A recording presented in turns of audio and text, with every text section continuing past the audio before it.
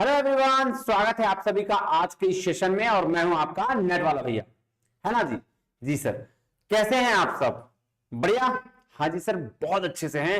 अब हम युद्ध के लिए तैयार हैं, है ना। युद्ध के लिए तैयार हैं, हमारी तैयारी बहुत जबरदस्त तरीके से हो गई है। हम बस अब एग्जाम देंगे। 3 तारीख से 19 तारीख के बीच में जितने भी एग्जाम है सब लोग हम लोग एग्जाम देंगे और JRF अचीव करेंगे, है ना। तो सर आज हम लोग बस जुड़ रहे हैं 10 मिनट के लिए, ज्यादा समय नहीं लूंगा, क्योंकि आपके एग्जाम की इंपॉर्टेंस कितनी वो मुझसे ज्यादा कोई नहीं समझ सकता, है ना। तो आपने बहुत मेहनत करी है बस। और जिनके कल एग्जाम है वो तो उनकी तैयारी हो गई होगी, और जिनका एग्जाम आगे है वो तैयारी कर रहे होंगे। तो ज्यादा समय नहीं लूंगा, बस आपको ये बताना चाह रहा हूं कि कुछ ऐसी बातें जिसको ध्यान में रखते हुए ना आप 5 से 7 क्वेश्चन जितना परफॉर्म कर रहे हो ना उससे ज्यादा कर सकते हो।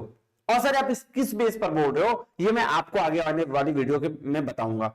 और उससे आप और 5 क्वेश्चंस की क्या वैल्यू होती है ये उनसे पूछो जिनके 2-2 3-3 बार नेट नहीं हो रहे हैं एक क्वेश्चन से, और JRF नहीं हो रहे हैं 2 क्वेश्चन से, एक क्वेश्चन से, तो उनको उस बात की वैल्यू पता है। सो वीडियो बहुत ज्यादा लंबा ना करते हुए शुरू करते हैं आज की बात। सर अब क्या करने वाले हैं, देखिए सबसे पहले तो wish you all the very best कि आपने अपनी तैयारी बहुत अच्छे तरीके से कर ली है और कंप्लीटली आप जो है एग्जाम देने को तैयार है। ये बात अपने आप में पहले मान लीजिए, ये बात मान लीजिए, भले ही आपकी तैयारी 50% हो, 60% हो, 70% हो, डजंट मैटर, आपको पूरे मार्क्स नहीं लाने एग्जाम में। ये बात ध्यान में रखना है आपको, ठीक है। चलिए, तो मैं 2 चीजों की बात करने वाला हूं। सर एग्जाम से पहले हमें एक दिन पहले क्या करना है ना, और एग्जाम के दौरान क्या करना है। क्योंकि हमें ये तो पता होता है कि सर एग्जाम के पहले पढ़ेंगे कैसे, टेस्ट लगाएंगे कैसे, सारी चीजें हम कर लेते हैं, लेकिन एग्जाम के पहले क्या करना है और एग्जाम के दौरान क्या क्या चीजें होनी चाहिए ये हमें शायद ही कोई बताता है ना। तो हम शुरुआत करते हैं। सर एग्जाम से पहले बेसिक चीजें हमें पता होनी चाहिए, और ये तो आप प्रोफेसर बनने जा रहे हैं तो ये चीजें पता होंगी कि सर डॉक्यूमेंट सही तरीके से रख लें। किसी भी डॉक्यूमेंट की वजह से एग्जाम ना देना, ये तो भाई फिर इसका कोई उपाय नहीं है ना। तो ये ध्यान रखिएगा। दूसरा, आप टाइम से पहले सेंटर पहुंचिए, ये बात भी आपको पता होनी चाहिए। तीसरी जो सबसे बड़ी इंपॉर्टेंट बात है, जिस दिन भी आपका एग्जाम रहे ना, जिस दिन भी है, आप उस दिन अपने परिवार वालों के बजाय जितने भी लोग नेगेटिविटी देते हैं या बातचीत से आपके मेंटल स्टेटस को खराब करते हैं, आप बिल्कुल भी उनसे बात ना करें। आप कहें कि हम अब आपको बाद में बात कर लेंगे, नेक्स्ट टाइम अगले दिन हम आते हैं कहीं से फिर बात कर लेंगे, अभी कोई बात नहीं। इवन आप अगर अगर पॉसिबल हो तो अपना फोन ऑफ कर दें, अगर पॉसिबल हो तो, मैं ये कह रहा हूं, ठीक है। इससे क्या होगा सर, आपकी मेंटल स्टेबिलिटी गड़बड़ाएगी नहीं। अगर किसी ने गलत कुछ कह दिया तो पूरा मेंटल स्टडी का बैंड बज जाता है, और मेंटल स्टडी के बैंड बज जाती है तो एग्जाम अच्छे नहीं जाता है। तो इसीलिए कोशिश करिएगा एग्जाम वाले दिन आप अपने फोन से दूर रहिए, और डोंट रीड। कुछ बच्चे एग्जाम सेंटर के बाहर पहुंच के किताब लेके पढ़ते रहते हैं, डोंट डू दैट। आपने जितनी तैयारी पिछले 6 महीने, 3 महीने, 5 महीने जितनी भी की है ना, वो बेस्ट करिए। Now the time is focus on mindset. आप अपने माइंडसेट पे फोकस करिए कि ऑल इज वेल, सब होगा, सब होगा, है ना। एग्जाम से पहले, अगर आप एग्जाम से पहले सेंटर पहुंच चुके हैं, अंदर एंटर लेते हैं, वहां भी आपको आधे घंटे का गैप मिलता है ना जी। उस आधे घंटे में अपने आप को मेडिटेट करिए। अपने आप की दुनिया कुछ भी जाए, दुनिया कुछ भी कहती रहे, कोई फर्क नहीं पड़ने जा रहा आपको। आप बस मेडिटेट करिए। खुद क्या करिए, आंख बंद करके अपनी सारी चीजों को याद करिए कि अपने कितना अच्छे तरीके से प्रिपरेशन करिए, अपने आप को ऑल द बेस्ट करिए। उस समय नेगेटिव चीजें आएंगी कि अगर एग्जाम अच्छा नहीं गया तो क्या, अगर हमने फेल कर गए तो क्या, उनको घूसा मारिए जोर से। कहिए हमने बहुत अच्छे से तैयारी करी है, वो अंदर अंदर की फाइट है, माइंड के अंदर वो चीजें चलती है, अंदर अंदर फाइट बनाइए। पॉजिटिविटी अपने अंदर इतनी डाल लीजिए कि हमने इतनी अच्छी तैयारी करी है, हमने बहुत सारा गेम करा है, हमने बहुत सारी मेहनत करी है, तो भैया ऐसा तो नहीं जाने देंगे, आज हम जीत के जाएंगे। तो वो तब आएगी जब आप माइंडसेट और फोकस करने के लिए मेडिटेट करिए। बस आंख बंद करके रहिए, कुछ मत सोचिए, कुछ नेगेटिविटी आ रही है उसको लात मार के भाई भागो यहां से, निकलो एकदम, है ना। ऐसी बातें करिए, ठीक है। तो क्या होगा, माइंडसेट क्लियर होगा। फिर आप जब आंख बंद करे रहोगे ना आधे घंटे, तो आपको लगेगा यार, जब ऐसे ही एग्जाम का ये हुआ, बेल बजा, आपको लगेगा यार क्या शांत का माहौल है। फिर उसके साथ कामनेस से एग्जाम की शुरुआत करिए, ठीक है। सर ये तो हो गया कि एग्जाम से पहले क्या करना है। सर एक बात, एग्जाम के दौरान आपको क्या करनी है, कुछ बातें जो बहुत जरूरी है, ट्रस्ट मी आपके नंबर इंक्रीज कर देंगे, भरोसा करिए इस बात पे, क्योंकि मैंने इस एग्जाम को 6 बार क्वालिफाई किया है, तो मुझे बहुत अच्छे से अपने एक्सपीरियंस के बेस पर बता रहा हूं, आपका ये चीज 100% काम करेगा। पहला, कामनेस, कहीं नहीं भाग रहे आप 3 घंटे के लिए, अगले 3 घंटे के लिए कैद हैं, उन्हीं की जगह पर आप अपने एग्जाम के लिए फोकस्ड हैं। कामनेस, आराम से शांति से करिए, हर एक क्वेश्चंस को प्यार से पढ़िए, प्यार से उसको देखिए, सॉल्व करिए। टाइम जरूरी है, टाइम तो चलता रहेगा, लेकिन आपको कामनेस के साथ पढ़ना है। एक होता है ना, 1 मिनट में बोल रहे हैं और पढ़ रहे हैं, और 1 मिनट में कामनेस के साथ पढ़ रहे हैं, दोनों में बहुत अंतर है। कामनेस के साथ पढ़ोगे 1 मिनट का क्वेश्चन भी 30 सेकंड में बनेगा, और अगर आप माइंड में हलचल के साथ पढ़ोगे तो 30 सेकंड का क्वेश्चन भी 3 मिनट लगा दोगे और बना नहीं पाओगे। ठीक है, इसलिए बहुत जरूरी है कामनेस। ठीक है, दूसरी बात सर, आपको कैसे अटेम्प्ट करना है क्वेश्चंस को, ये आना चाहिए। क्वेश्चंस को अटेम्प्ट कैसे करना है ये आना चाहिए, है ना। हमें स्कोर कैसे बढ़ाना है ये सोचना चाहिए। इसके लिए मैं एक छोटा सा बात आपको बता रहा हूं, ध्यान रखिएगा। आप टाइमिंग घर से डिसाइड कर लें, वहां कंफ्यूज ना होए कि हम पेपर 1 पे कितना टाइम देंगे, पेपर 2 पे कितना टाइम देंगे। पहले से टाइमिंग डिसाइड कर लें। 65 minutes paper 1 mean 65 minutes paper 1, that's it. Don't lose your focus. और 115 मिनट पेपर 2 पे, मतलब 115 मिनट पेपर 2 पे। एग्जाम्पल दे रहा हूं, आप 70 भी कर सकते हैं, लेकिन हाँ 70 मिनट से पेपर 1 को ज्यादा टाइम नहीं देना है।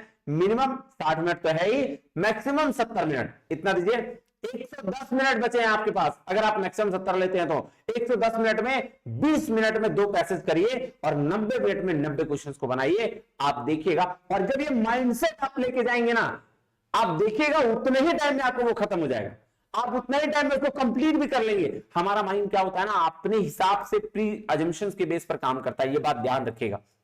आप वहां नहीं सोचेंगे तो आपको लगेगा कि यार अभी तो 5 मिनट और है, 5 मिनट और कर लेते हैं, 10 मिनट और कर लेते हैं। लेकिन आप अगर सोच के जाएंगे कि मुझे इतना ही देर में कंप्लीट कर लेना है, आप कंप्लीट कर लेंगे, यकीन मानिए। ठीक है, इसके साथ साथ सर कुछ बातें और है। क्या है सर, एक दो बात और बता दीजिए। देखिए, जब भी आप अटेम्प्ट करते हैं 110% रहिए कि आपके पास जो 150 क्वेश्चन है उसमें से 30% क्वेश्चन ऐसा होगा जो आपको नहीं आएगा। आप भूल जाओ 30 मतलब सर 40 क्वेश्चंस के आसपास ऐसे होंगे जो आपको एकदम नहीं आ रहे होंगे, नहीं आ रहे होंगे। उसके बाद सर 60% या ऐसे कह लो 40% ऐसे क्वेश्चन होंगे जो बहुत अच्छे तरीके से आ रहे होंगे, मतलब एक बार में आंसर बनेगा। मतलब सर 15 चौक 60 क्वेश्चन तो ऐसे होंगे 150 में जो आप देखोगे और बनाओगे। फिर बात है 30% और की, 45 क्वेश्चन ऐसे और आएंगे जो थोड़ा सा दिमाग लगाना पड़ेगा लेकिन बन जाएगा। और गेम यही पलटता है, क्योंकि जो बहुत टफ है वो तुर्रम खां को भी नहीं आ रहा है, जो बहुत टफ है वो लो को भी नहीं आ रहा है, जो मिडिल एवरेज पढ़ने वाले हैं उसको भी नहीं आ रहा है। तो गेम पलटने वाले मॉडरेट क्वेश्चंस होते हैं कि भाई साहब आपके पास 45 क्वेश्चन है, उसको कैसे डील करते हो। तो जो इजी क्वेश्चन है उसको तो टाइम दो के तुम इजीली आप कर लोगे, जो मॉडरेट लेवल के क्वेश्चन होंगे ना उसमें थोड़ा टाइम देना है। अब सर ये कैसे पहचानेंगे, ऑब्वियसली बात है, जो क्वेश्चन को देख के लग रहा है कि भाई ये क्वेश्चन हमने कभी पढ़ा ही नहीं, वो तुम्हारे हाई लेवल क्वेश्चंस में आ गए, है ना। अब ऐसा नहीं कि तुम पढ़े नहीं हो और बोल रहे हो हाई लेवल, नहीं, लिटरली वैसा होना चाहिए। ठीक है, बात समझ रहे हो जी। अब आपको करना क्या है, आपके क्वेश्चंस के इंक्रीमेंट कैसे होंगे। देखो यार, जितने क्वेश्चंस आपको आ रहे हैं वेल एंड गुड, बहुत बढ़िया, अच्छे से लगाओ। जितने क्वेश्चंस नहीं आ रहे हैं ना, जितने क्वेश्चन नहीं आ रहे हैं उसको क्या करना है, एक ऑप्शन डालो, एक ही ऑप्शन, चाहे वो ए हो, चाहे वो बी हो, चाहे वो सी हो, चाहे वो डी हो। क्यों कह रहा हूं मैं ऐसा, इसका रीजन क्या है। देखो 4 ऑप्शंस आपके पास होते हैं, ए बी सी डी। अगर आपके पास 40 ऐसे क्वेश्चंस आ गए जिसको आप नहीं जान रहे हो, तो भैया अगर आप 40 में ए लगा दोगे तो आपके पास 10 ऐसे क्वेश्चन, 8 ऐसे क्वेश्चन सॉरी होंगे ही जो एक आपने जो ऑप्शन टिक किया वो आएंगे, क्योंकि 4 ही तो है एबीसीडी ऑप्शन, और 40 क्वेश्चन आपको ऐसे लग रहे हैं तो कहीं ना कहीं कि कोई क्वेश्चन C12 होगा, कोई क्वेश्चन 10 में सही होगा, कोई क्वेश्चन 7 होगा, कोई क्वेश्चन 15 होगा, लेकिन होगा तो जरूर। तो कम से कम 7 से 8 क्वेश्चन ऐसे जरूर होंगे जो आपने ऑप्शन टिक किया है वो आ जाएगा। लेकिन अगर आप अलग अलग ऑप्शन टिक करोगे तो क्या पता आपके सब क्वेश्चंस गलत हो जाएं, क्या पता आपके सब सही भी हो सकते हैं। सो मेजॉरिटी चांसेस क्या है कि अगर आप एक ऑप्शन, जितने आपको एकदम नहीं पते हैं क्वेश्चंस, मान लो 40 ऐसे क्वेश्चन है जो आपको एकदम नहीं पता है, और उसमें अगर एक ही ऑप्शन आप पुट करते हो तो 7 से 8 क्वेश्चन आपके बढ़ जाएंगे, पॉसिबिलिटी उसकी ज्यादा है। ठीक है, तो ये बात ध्यान रखिएगा। अगर आपके जितने भी क्वेश्चन आपको पता है उस पर लगाइए सही बात, जिसमें नहीं पता है एक ऑप्शन लगाइए। 100% बोल रहा हूं बढ़ जाएंगे आपके स्कोर, आप देख लेना, ये बात मेरी बात की बोली हुई है ना। And I mean my words, I mean my words, है ना, ये बात याद रखना। और सबसे बड़ा, ये सब चीज का मतलब एक चीज से है, फियर। फियर फियर को हटाने का एक तरीका मैं अपने आप से देता हूं। मैं हमेशा कहता हूं sir ludo game, sir ludo game. क्या है लूडो गेम? आपको स्क्रीन पे एक लूडो दिख रहा है, दिख रहा है, दिख रहा होगा, है ना। अब इस लूडो को ना आप कंसीडर करो पूरा होल एग्जाम का पैटर्न, पूरा होल एग्जाम, आपका पूरा एग्जाम ही है ये लूडो। क्या है? ये पूरा एग्जाम ही है। ठीक जी सर, आप पूरे 6 महीने का एग्जाम ही ये लूडो है। देखो यार, फियर एक ऐसी चीज है ना, अगर फियर रख दिया ना तो भैया वो बिगाड़ भी सकता है। मैं इससे प्रूफ कर देता हूं आपको। आप ध्यान दो, आपने यहां से शुरुआत करी थी 6 महीने पहले, आपने यहां से शुरुआत करी थी, यहां से आपको कुछ बढ़ाने वाले भी लोग मिले और कुछ ऐसे लोग मिले कि यहां तक पहुंचते पहुंचते यहां से डसे फिर नीचे आ गए आप। मतलब पॉजिटिविटी आई, नेगेटिविटी आई, पॉजिटिविटी आई, नेगेटिविटी आई, और आप बढ़ते बढ़ते बढ़ते बढ़ते बढ़ते बढ़ते बढ़ते बढ़ते पहुंच गए यहां तक, 98 तक, इतने सारे चीजों को। और ये 98 क्या है सर? ये 98 आपका एग्जाम का दिन है, जिस दिन आप बैठ रहे हो एग्जाम के दिन 98 तक आप पहुंच गए हो। इतना मेहनत कर लिया आप, नेगेटिविटी पॉजिटिविटी ना जाने कितने सारे प्रॉब्लम से सबको फाड़ के सब कंप्लीट कर दिए। और उस दिन ये जो सांप बैठा है ना, ये सांप 99 पर, ये है फियर। ये क्या है? फियर। और ये है एग्जाम का दिन, यानी एग्जाम डे, है ना, या एग्जाम का उस दौरान 3 घंटा या 3 आवर्स एग्जाम कह लीजिए इसको, 3 आवर्स एग्जाम। अगर आप इस फियर को, ये जो फियर है, इस फियर को लेके चलोगे, सांप डसेगा और फिर वहीं पे आ जाओगे डायरेक्टली, यहां पे जहां तक आपने शुरू करा था, फिर वहीं आ जाओगे। और अगर आपने थोड़ा सा कामनेस दिखाया, अपने आप को कहा मैं तो कर सकता हूं, ऑल द बेस्ट, है ना, ऑल इज वेल, तो भैया ये सांप भी नहीं होगा, डायरेक्ट आप यहां आओगे और एग्जाम क्वालिफाई कर जाओगे। तो ये डर आपका सांप है, ये नेगेटिविटी है। अगर आपको डर आ रहा है तो भैया आप बोलिए नहीं, इतनी महीने की दिक्कत जो है वो, मतलब इतना झेला हुआ, इतना पड़ा हुआ ऐसे नहीं वेस्ट जा सकता है। ये डर ही आपको जो हरा सकता है। तो भाई जिस डर से हम डर रहे हैं, वो डर को ही क्यों ना हम हरा दें, है ना। तो एग्जाम में बस इसी डर को कंट्रोल कर लेना है। सारी बातें धरी की धरी रह जाएंगी, सारी बातें बेकार हो जाएंगी अगर आपका ये डर उस दिन आ गया। डरो, डरना बुरी बात नहीं है, लेकिन बहुत कम। हम ज्यादा डर जाते हैं और इसकी वजह से अपनी स्टेटस खो देते हैं, अपना मेंटल एबिलिटी खो देते हैं, और फिर हमारा एग्जाम नहीं रहता है। डरो, हल्का डरो, क्योंकि डर अच्छी चीज है, लेकिन डरने की वजह से ये ना करो कि अपने एग्जाम का जो पूरा का पूरा पैटर्न है उसको खत्म कर दो। ठीक है, बस ये याद रखना, लूडो कि हमने 99, हम बैठे हुए कहां हैं सर? हम बैठे हुए 98 पर, एग्जाम के दिन पर हमने पूरा 1 से लेकर 98 तक करके आए हैं, है ना। और आज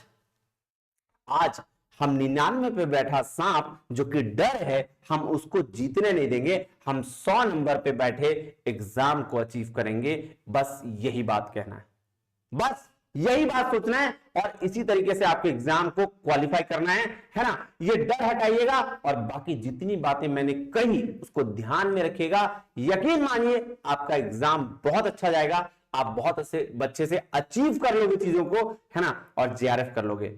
मुझे भी बहुत अच्छा लगेगा। जरूर बताइएगा कल आपका एग्जाम कैसा गया, और इसको जरूर देख लीजिएगा परसों, और 3 से लेकर 19 तक जितने भी लोग हैं सब इसको जरूर देखिएगा। Wish you all the very best. मिलते हैं एग्जाम के बाद, और एग्जाम के दौरान फोन जरूर करिएगा, है ना, नंबर ये है, ठीक है। मैं आपका अब इंतजार करूंगा। चलिए, थैंक यू वेरी मच, जय हिंद।